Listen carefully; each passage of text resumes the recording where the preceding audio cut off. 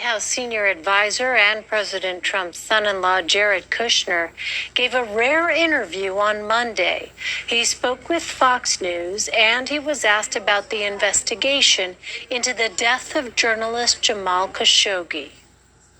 I think our intelligence agencies are making their assessments, and we're hoping to make sure that there's justice brought where that should be.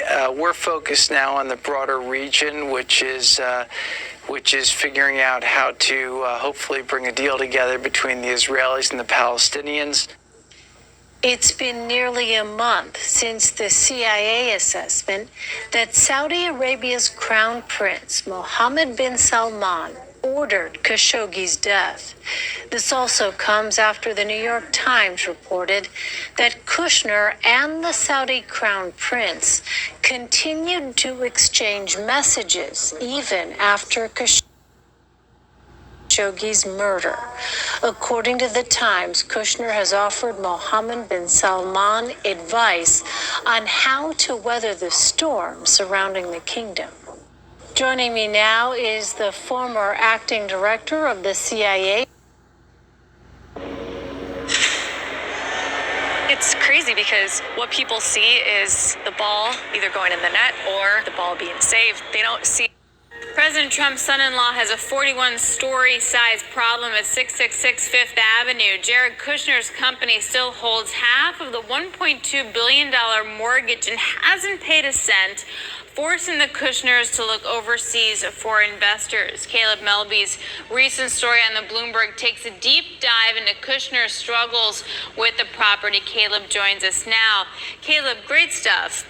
Walk me through what's the new here. Right. So we had known that Kushner companies had looked for funds with Ambang in China. They had gone. Late tonight, NBC News is learning Jared Kushner is now cut off from highly classified information, according to multiple sources familiar with the memo sent Friday. It alerted staffers with temporary clearance to the country's most sensitive materials. That's over. That includes the president's son-in-law and top advisor, those sources say, who's been tasked with Mideast peace negotiations. Jared Kushner cannot receive the president's daily brief. He cannot be involved in National Security Council discussions about sensitive matters, and he cannot be talked to about our nation's most significant secrets. The White House not commenting specifically. Salman ordered Khashoggi's death. This also comes after the New York Times reported that Kushner and the Saudi Crown Prince continued to exchange messages even after Khashoggi's murder. According to the Times, Kushner has offered Mohammed. New York Times reported some of the group's concerns.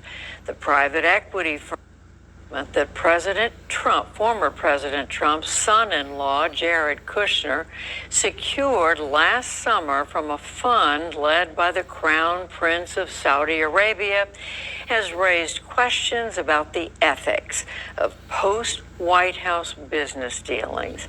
Kushner's private equity firm secured the investment after Crown Prince Mohammed bin Salman overruled a host of objections from the sovereign wealth fund's advisors.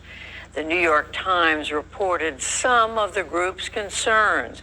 The private equity firm was found to be, quote, unsatisfactory in all aspects. The kingdom would be taking on the bulk of the investment and the risk.